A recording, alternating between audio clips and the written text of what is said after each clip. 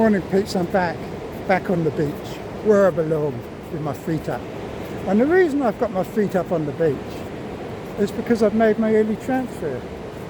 A lot of people say you should leave your transfers until as late as possible because of late news, potential injuries, and all of those type of problems that can and do occasionally appear, but although not as frequently, I think, as people like to say.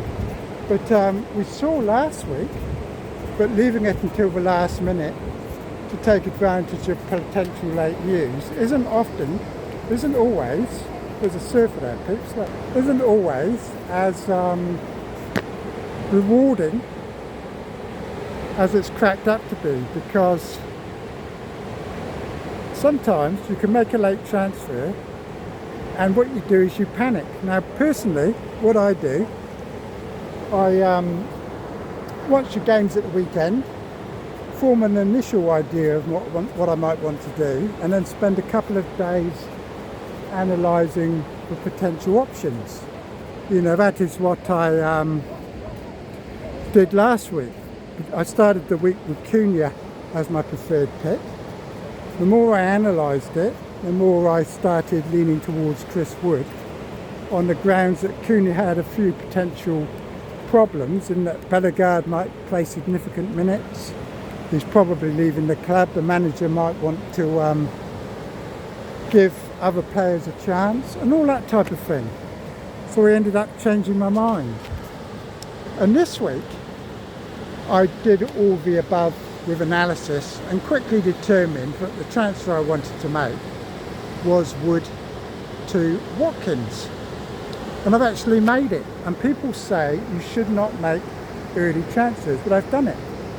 There's no international matches.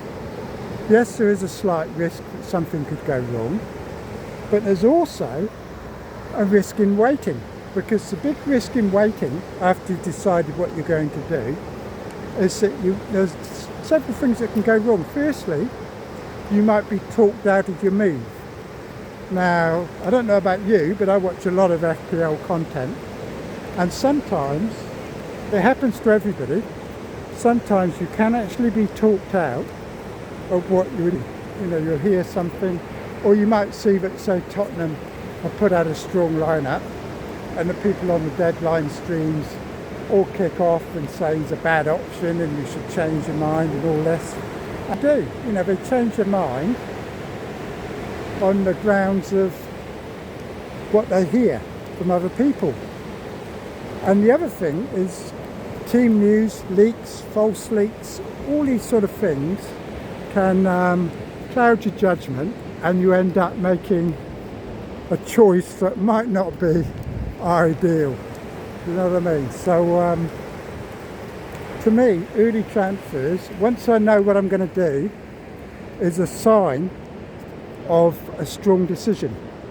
It's not a sign of weakness or a sign of rushing. It is a sign that you've made up your mind and you're going to stick with your mind, and you're not going to be swayed by what other people think or any kind of late news. I'm going to trust in my bench. So if somebody doesn't play, then I've got good options on the bench. So there really is no need, I think, to panic and be worried about things going wrong when you make one of these early transfers. I think Lynn said the other day that it's quite therapeutic making an early transfer, because you can just sit back and relax. And that's what I'm doing now, Pigs. This time last week I'm thinking about Cunha, Wood and all these type of things. Look at all these, what's this here, Pigs? Look at all these little crustaceans all over this rock. That's all there is. Mollusks. I don't know what they are. No idea. I mean, baby mussels or something. Look, they're clinging on like a limpet. Clinging on like a limpet, peeps. A bit like some of you lot to the top 100k. I need to sit down. Right. Where are we? So yeah, I know the content creators preach it, and I'll tell you one thing, there's I'll tell you one thing, peeps, that's just entered my head. Do you know why content creators might be so keen on you making a late transfer? Because they want you watching their deadline stream, that's why. And if you've already made your transfer, you're not going to be watching their deadline stream, are you? Why would you? You've made your mind up, you've been strong, you've stuck to your guns, and you are not being influenced by other people that don't know any better than you do how to play the game.